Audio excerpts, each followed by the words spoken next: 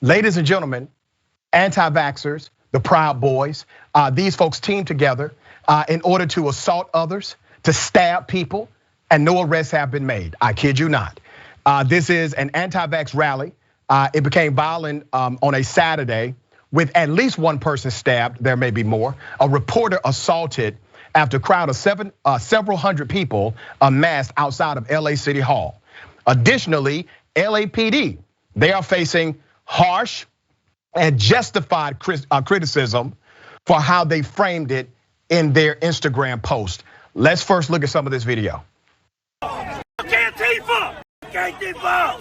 Antifa! Hey, bitch!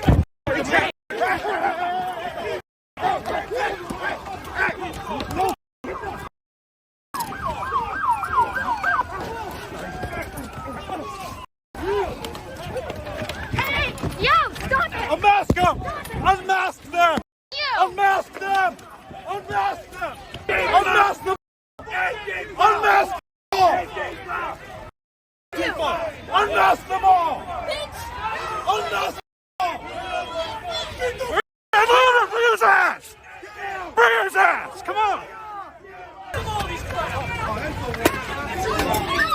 Oh my God!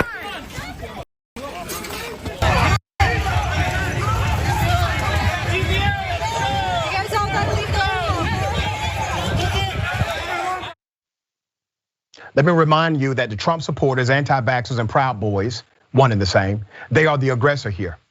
They are committing multiple acts of criminal violence. Multiple felonies are taking place right in front of you. Not one person has been arrested, not one. No arrests have been made as of yet. One Twitter user identified the following individuals from that video: a Proud Boy member named Adam Kiefer, Capitol rioter named Tony Moon, and anti-vaxxer named Roman Gilbert. Okay, those individuals have been identified. More people are attempting to identify others. According to the LA Times, a fight erupted on the corner of 1st and Spring Streets shortly after 2:30 p.m. as counter-protesters in all black and anti-vaccine demonstrators draped in American flag garb and Trump memorabilia traded punches and threw things at one another. It was not immediately clear how the fight started, though each side quickly blamed the other. That's according to the LA Times. One person who the anti-mask protest claimed was part of their rally could be seen collapsed in the intersection bleeding. Police on the scene said the person had been stabbed and paramedics arrived to take him to the hospital. Let's show that stabbing. Okay, so I think that's the aftermath. Okay, that's the aftermath of the stabbing. There seems to be another stabbing as well, according to one Twitter user, Chad Loader. Proud Boys from Bakersville, California were the ones doing said stabbing. So that provides a little more context to the violence here. Here's a video of a possibly different man being stabbed during that brawl. Unmask them! Unmask them all!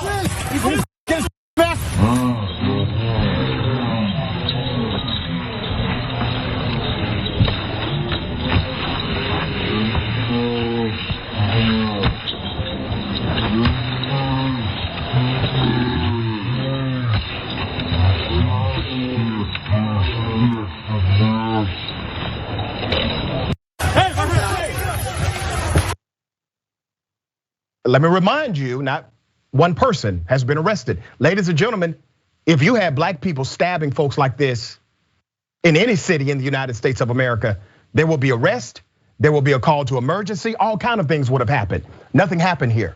The police came gingerly.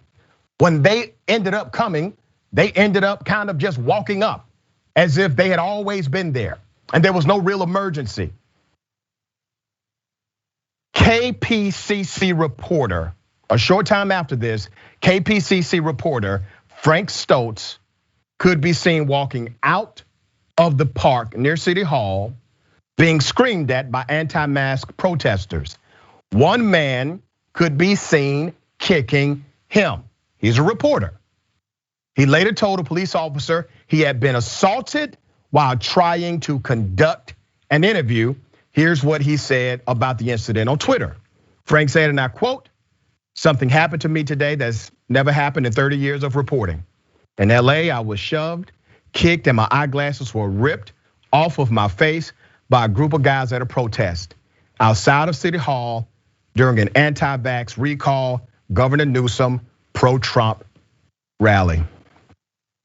The LAPD, they are being criticized as well because of their Instagram post. Let's put that post up for everyone to see. LAPD headquarters, the LAPD is monitoring a protest at the south lawn of the Los Angeles City Hall at 1st Street and Main Street.